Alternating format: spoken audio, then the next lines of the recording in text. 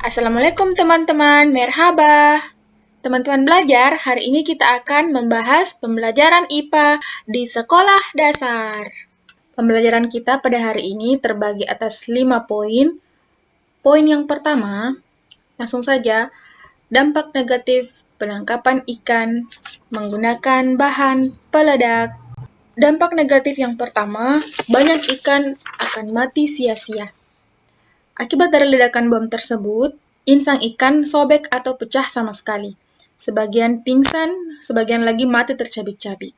Sedangkan ikan tersebut mengambang, sebagian lagi tenggelam ke dasar laut.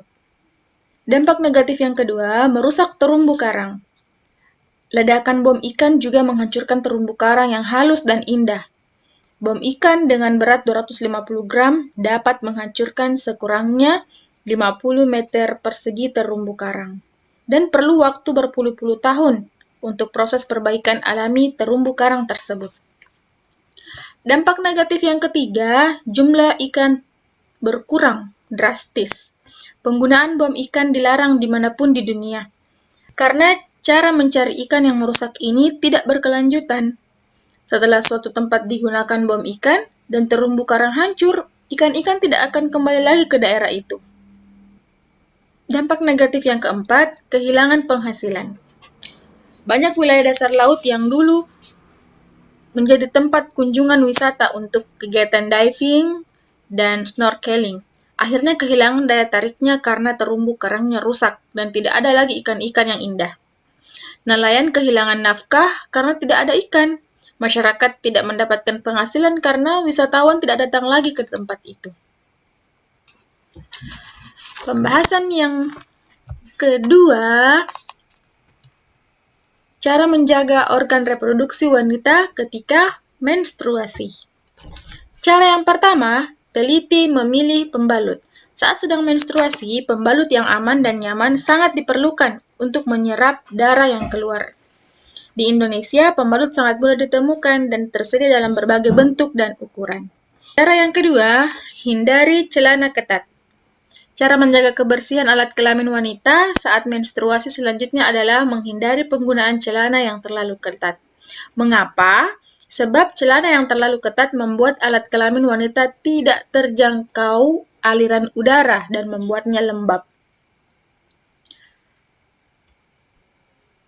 Cara yang ketiga, membasuh dari depan ke belakang. Saat membersihkan area kelamin wanita, ada sedikit tata cara yang perlu diperhatikan. Cek kembali apakah air yang kamu gunakan sudah bersih. Tambahkan antiseptik khusus untuk alat kelamin wanita yang mengandung povidone, iodin, lalu basuh dari arah depan ke belakang. Cara ini perlu dilakukan agar semua kotoran dan kuman yang menempel terbuang. Kalau melakukan dari arah sebaliknya, kotoran dan kuman dari anus bisa saja masuk ke arah alat kelamin dan membuat kesehatannya terganggu. Cara yang keempat, pastikan alat kelamin selalu kering. Setelah dibersihkan, cara menjaga kebersihan alat kelamin saat menstruasi yang terakhir adalah keringkan alat kelamin dengan handuk kecil atau tisu. Pembahasan selanjutnya, bagaimana proses terbentuknya sebuah bayangan? Bayangan terjadi apabila cahaya mengenai sesuatu benda atau objek, maka terbentuklah pantulan berupa bayang-bayang. Cahaya tersebut merambat dalam garis lurus. Apabila cahaya terhalang suatu benda, maka akan timbul bayangan dari benda penghalang tersebut. Bayangan akan muncul ketika kita sedang bercermin, yang muncul tampak serupa di depan cermin. Selain itu, bayangan juga terjadi pada saat suatu objek terkena pantulan dari sebuah cahaya. Bayangan akan terlihat jelas ketika kamu berjalan di siang hari dan seolah-olah ada yang mengikuti.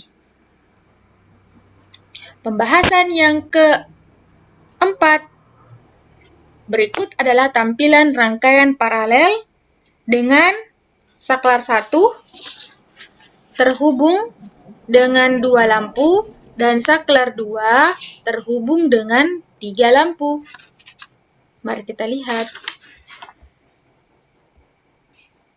Mereka dikatakan rangkaian paralel.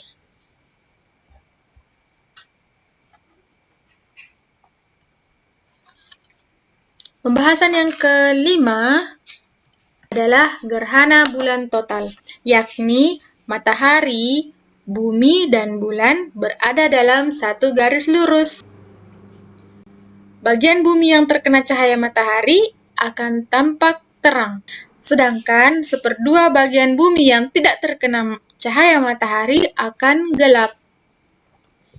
Inilah gambaran gerhana bulan total.